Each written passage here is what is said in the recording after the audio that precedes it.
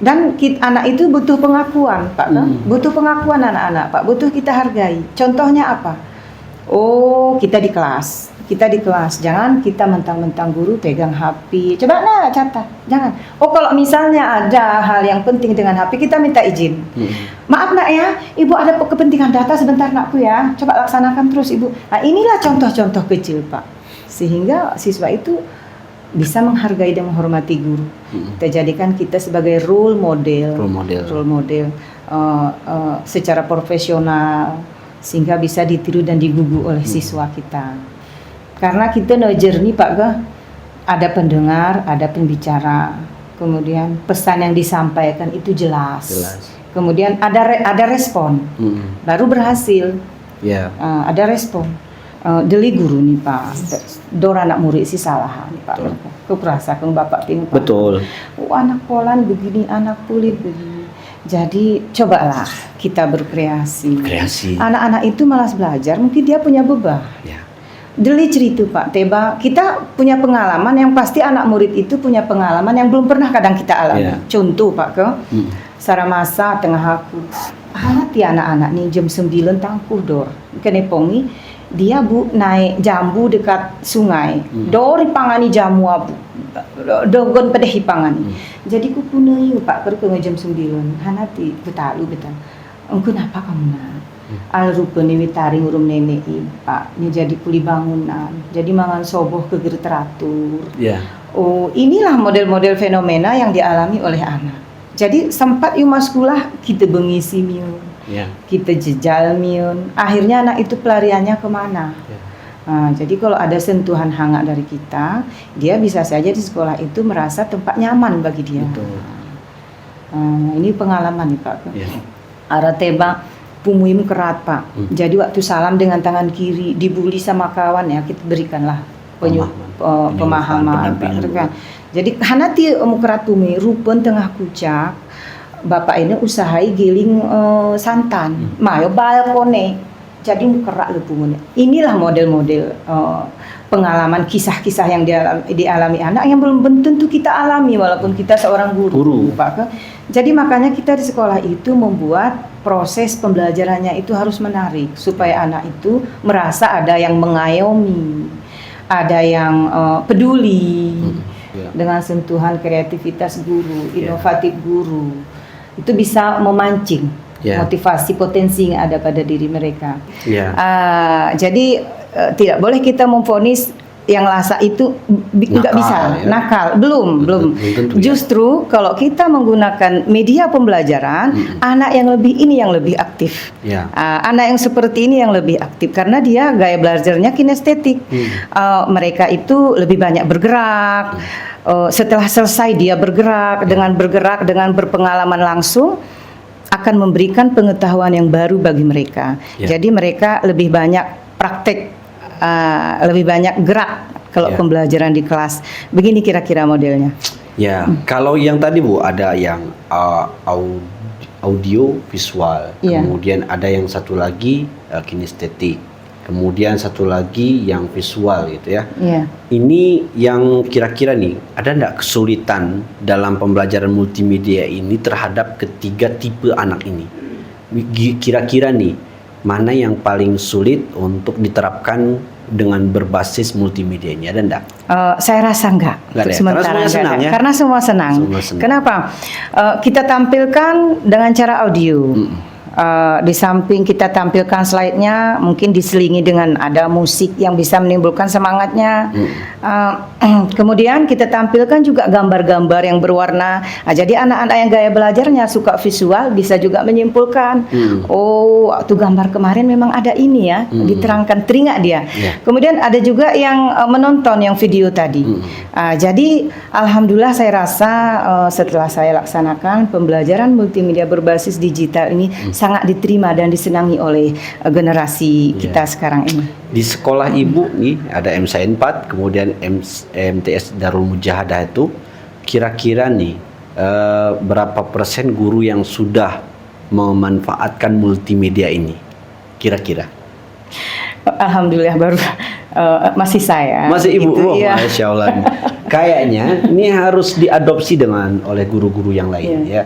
Di Aceh Tengah itu memang guru itu harus dituntut memang harus bisa memiliki ide kreatif ya dalam memanfaatkan multimedia. Apalagi sekarang ini begitu banyak alat-alat yang bisa kita gunakan untuk mengajar gitu ya. Tadi disampaikan oleh Bu Radia bahwasanya kita misalnya look for video, kita mencari video gitu kan. Kita cari video, lantas kemudian waktu kita cari video, video ini kayaknya berkenaan dengan materi kita, atau mungkin materinya sudah ada Muhammad Al-Fatih seperti tadi SKI ya, atau tadi misalnya perjanjian Hudaibiyah, kita bisa searching dulu, kemudian kita buat cut, kemudian kita buatkan slide, kita buatkan ini, tetapi capek juga Bu ya. Ya capek Pak. Kira-kira nih kalau Bu Radia untuk memanfaatkan waktu pembuatannya itu di mana? Di sekolah atau di rumah? Saya biasa di rumah. Di rumah. Di rumah. Biasa saya di rumah. Kemudian saya rancang gimana cocoknya bagi anak-anak. Memang capek ya capek. Tapi alhamdulillah udah sertifikasi. Iya harus juga ya sertifikasi harus. Double job nih. Double job. Jadi sehingga Pak kalau memang persiapan kita matang, memang kita rancang dulu dari awal. Oh kalau seperti ini anak bisa menyimpulkan. Jangan anak-anak sekarang nggak suka bertele-tele. Betul. Jadi to the point. Kita rancang dengan semaksimal mungkin kita upayakan. Akhirnya waktu kita di sekolah nggak terasa waktu itu cepat berlalu begitu. Betul. Jadi guru itu menyenangkan sambil mendapat pahala begitu di sisi Allah Subhanahu Wa Taala. Kalau pembelajaran multimedia berbasis digital ini memang tuntunan dari pembelajaran guru penggerak atau memang kurikulum merdeka atau memang inisiatif sendiri Bu? Kalau saya Pak kalau saya dulu pernah kami pelatihan ke Kemenak kita ini. Kemudian saya berpikir Pak, ini menarik untuk diterapkan. Menguntungkan kita, menguntungkan siswa. Yalah dengan era digital yang kekinian sekarang, saya cobalah untuk berkreasi, memberikan sentuhan sedikit inovasi sehingga terpikirlah saya untuk melaksanakan terus pembelajaran di materi saya itu dengan menggunakan multimedia berbasis digital. Masya Allah nih. Kalau di pembelajaran multimedia berbasis digital ini ada nggak selingan misalnya kita buat ada kayak teka-teki atau mungkin games, ada nggak Bu? Tentu ada Pak. Tentu ada. Makanya kita itu merancang dulu Pak dari awal ya. Masya Allah nih.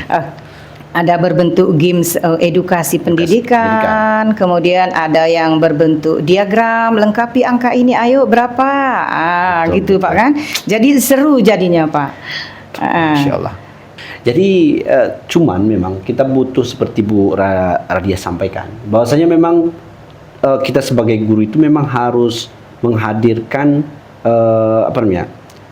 strategi kita dalam pembelajaran itu bagaimana, metode kita dalam mengajar itu bagaimana. Tidak hanya istilahnya itu kita mengajar, ini besok saya mengajar, dah jam sekian sampai jam sekian, dah selesai. Tanpa ada persiapan apapun. Mungkin ada guru juga seperti ini Bu Radia. Mereka itu hanya sebatas mengajar saja ketika pergi ke sekolah, ya mengajar. Dia tidak ada mengulang, mengulang. Tetapi kalau sekiranya seseorang sudah menggunakan pembelajaran berbasis digital, multimedia berbasis digital ini, otomatis secara tidak langsung dia harus membuka dulu, betul Bu ya? Ya betul. Pak. Kira-kira nih Bu, dari sejauh ini melangkah masih tetap menggunakan pembelajaran multimedia berbasis digital ini walaupun lelah atau bagaimana?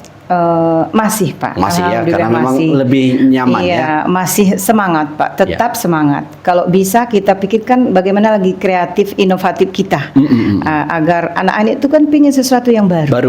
Sesuatu yang baru. Nah ini saya rasa sangat membantu guru, sangat terbantu guru dalam menghadapi 35 anak di dalam satu kelas. Menggunakan pembelajaran multimedia berbasis digital justru sangat membantu bagi guru dalam pelaksanaan pembelajaran di kelas. Luar biasa. Jadi sahabat Kies, ini kalau mau kita tahu bagaimana Bu Radia sebagai guru pembelajaran multimedia berbasis digital, tentu kita harus lihat dulu di sekolahnya. Nah, jadi kalau mau lihat Bu Radia mengajar berbasis multimedia ini, maka kita harus masuk dulu nih bagi anak-anak ya, masukkan ke sekolah MTS N4 Aceh Tengah atau di MTS Darul Mujahadah yang di Yarul Kumar, Bu ya. Wihni Durin. Wihni Durin ya, maaf. Wihni Durin. Jadi masukkan anak-anak kita ke sekolah-sekolah tersebut. Insya Allah kita akan menyerap pembelajaran multimedia berbasis digital.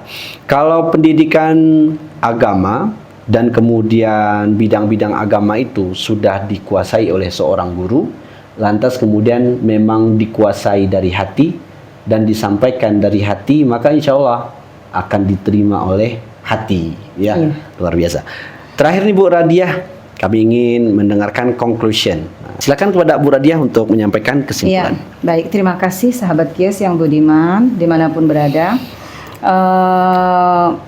Kira-kira hanya pesan saya, jadilah kita itu sebagai guru yang tulus dan ikhlas dalam mendidik anak. Kita rancang pembelajaran kita dengan multimedia berbasis digital sehingga dapat meningkatkan motivasi pembelajaran anak, sehingga anak dapat memiliki pengetahuan yang lebih meningkat, pengetahuan yang lebih mapan tentang materi yang kita sampaikan.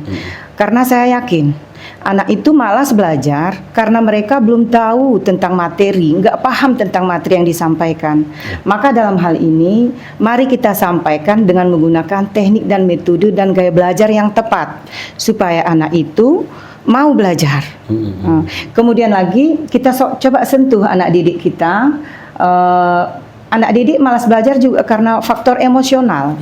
Emosional mereka yang terhambat, tertahan. Mungkin mereka mengalami perlakuan yang tidak baik dari kawan, dari keluarga, dari orang tua dan lain sebagainya. Cobalah kita dekati, kita pahami apa yang terjadi, kita sentuh, kita berikan kehangatan. Niscaya kehadiran guru itu tidak akan tergantikan oleh teknologi.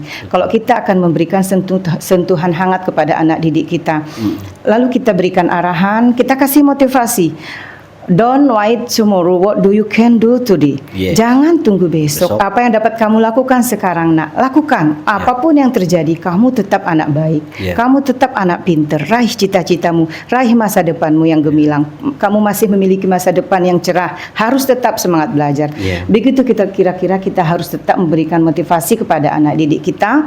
Kita jadikan kita sebagai role model yang profesional dalam profesi kita, sehingga anak didik kita senantiasa selalu menantikan kehadiran kita. Masya Allah, luar biasa nih conclusion dari Bu Radiah ya, MPD.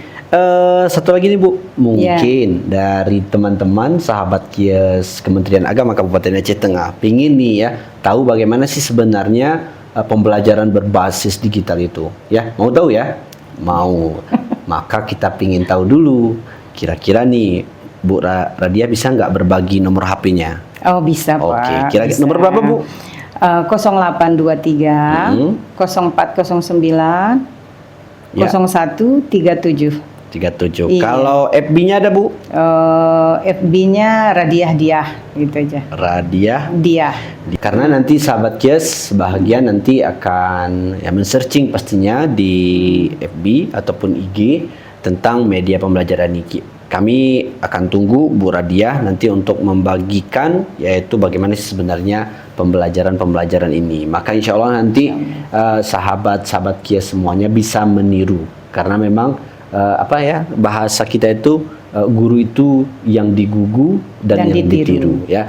Jadi insya Allah nanti ketika sahabat Kies yang dari guru-guru semuanya bisalah mengadopsi pembelajaran berbasis multimedia ini, karena memang di tantangan sekarang ini ya Gen Z yang disebutkan ya, maka kita memang harus mengetahui bagaimana sih sebenarnya pembelajaran yang menarik dan menyenangkan.